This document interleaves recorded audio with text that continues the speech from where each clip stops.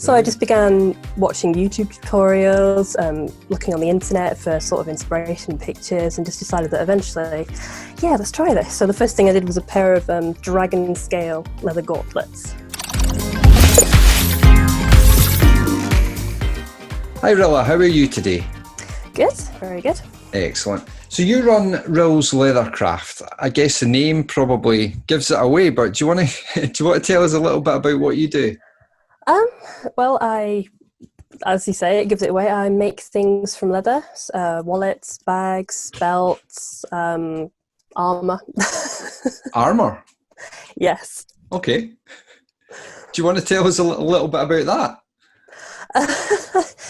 Well, I started off making sort of ordinary things, like all this, obviously wallets and purses, but then I discovered the art of carving on leather and stamping designs, and I've always been fascinated by sort of medieval and fantasy and watching movies and looking at the costumes and just being blown away by how beautiful they are. And one day I thought, I'd like to give that a go. So I just began watching YouTube tutorials, looking on the internet for sort of inspiration and pictures, and just decided that eventually, yeah, let's try this. So the first thing I did was a pair of dragon scale leather gauntlets. So that was quite fun. Awesome. Wow. I wasn't expecting that.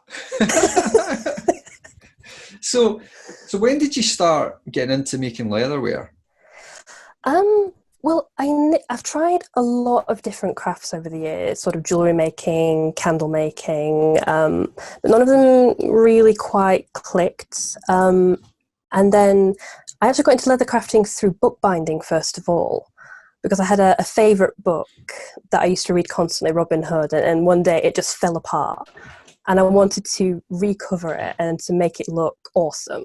So I started looking for bookbinding tutorials, and I took it apart and I figured out how it all went back together, and I sort of made this really cool medieval style cover, and I thought, I really like this. I want to do more of this. But unfortunately, it never really took off because bookbinding is very limiting. It's very niche. Yeah. So, and obviously people are using electronics these days. So, but a friend of mine who knew I did bookbinding, they got me a commission to do 180 leather-bound books. And the money from that meant I could then buy better tools, higher quality leather, because before that I'd just been scrounging it from wherever I could. Mm. And I got a hold of some vegetable tanned leather for the first time. And I just decided to make a little wallet, just for the sake of it, made it, and then thought, that isn't actually as bad as I thought it would be. And then I just went from there. I just began making as many different things as I could. Brilliant. So and eventually I reached a point where, sorry. Yeah. No. I'm just saying, eventually I reached a point where I was running out of space and everyone around me had got gifts. And eventually some of them said, you know what, maybe you should start selling some of this. And then Rills Leathercraft was born. That's fab. So do you do this full time? Not yet. I am working towards that. Okay. It's sort of slowly building it into a business. Mm-hmm. Good. So what do you do in your day job? I don't have one. All right. Okay. Cool. So you're on the way to becoming full time. Yeah. That's great. So you've obviously talked about the different products that you make, and I guess I probably know what the answer is going to be here. But what's the one you enjoy making the most? Probably the weird and wonderful, the steampunk accessories, the leather armour, the sort of Viking scale barrettes and everything, yeah. And where'd you get that's where my true passion lies. Yeah, that's fab. Where'd you get your inspiration from? Is it from movies or...?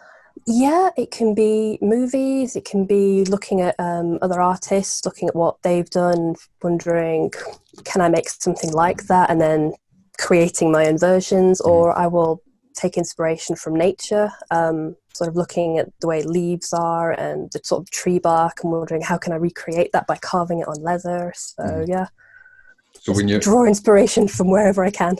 Excellent. So when you're out on a walk, are you taking lots of photos of things to take back to the workshop? Yeah, taking photos, sometimes even actually taking little bits of bark or leaves or whatever, yeah.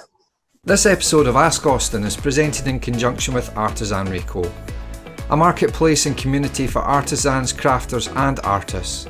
taking care of the business side of the creative process. To find out more, go to www.artisanryco.co.uk. So how do you ensure that you are constantly kind of learning and progressing as a creator? Just constantly trying as many new things as I can, just going online. Pinterest is a great source of inspiration, and just looking at what is there and thinking, oh, I want to try that, I want to try that, I want to try that. And then eventually I have to sort of slow down and say, no, just focus on one thing at a time. But continuing to grow is just trying new things all the time, just pushing my limits, really. Yeah, I think that's the best way. I mean, I think things like YouTube are great as well, because there will be somebody somewhere doing something similar, you know, that you can... 90% of what I've learned is from YouTube. Yeah. The other is from mistakes. Yeah, it's the best way to learn. Absolutely. So how does the process work? You create something and then you post a picture of it on your website or your social media, and then does it kind of take off from there?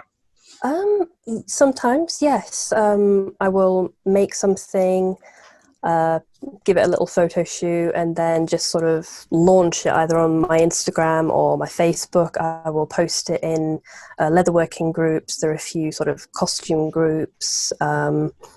And if there's a good enough response, then I will sort of tentatively ask, is this something that would be good to purchase? And if, depending on the response, I'll think, all right, okay. It goes then onto my website or onto my Etsy shop. So so it's experimenting, figuring out what I love making versus what people will actually buy. There's a bit of both, because I guess you've probably got your staples that you mass produce and you'll sell loads of, and then there's the things that you can kind of... Yeah, currently it's leaves. Leaves? Sort of little autumn leaf head barrettes. Yeah, I'm almost sick of making them. So something like that then, how long would that take to create? This is the problem. I really need to start timing myself because I will just start a work day and time disappears. Yeah. I put my head up from my work and realise it's going dark. Yeah. So I can just spend hours so fixated on my task that I honestly wouldn't be able to tell you how long I spend on a single item. So if you were making the headdress, would you bulk cut the leaves for it so that you could produce more than one, or is it just basically one at a time? For those, yes, I would have to. Because to do them all individually again would take a lot longer. But just bulk cutting them out and then spending the time to sort of carve them and make them look really, really nice. Yeah. And is it a laser you use to cut the... Nope, all by hand. Oh, wow. Yeah. Yeah. Awesome. Yeah, which is why time disappears. Yeah, fantastic. So what else do you get up to in your spare time, apart from your work? What spare time? No spare time. So it's pretty much 24/7. Pretty much, yeah. I think it's the danger of my work also being my hobby, my special interest, and my relaxation. But in the meantime, I have 2 pet house rabbits that take up a lot of my time. Excellent. If I'm not doing that, it's video gaming. It's funny because, you know, running a business is a 24/7 job. I mean, obviously I'm in videography, and you'll get messages at 10 o'clock at night, and you know, you'll reply to them, so you just can't switch off.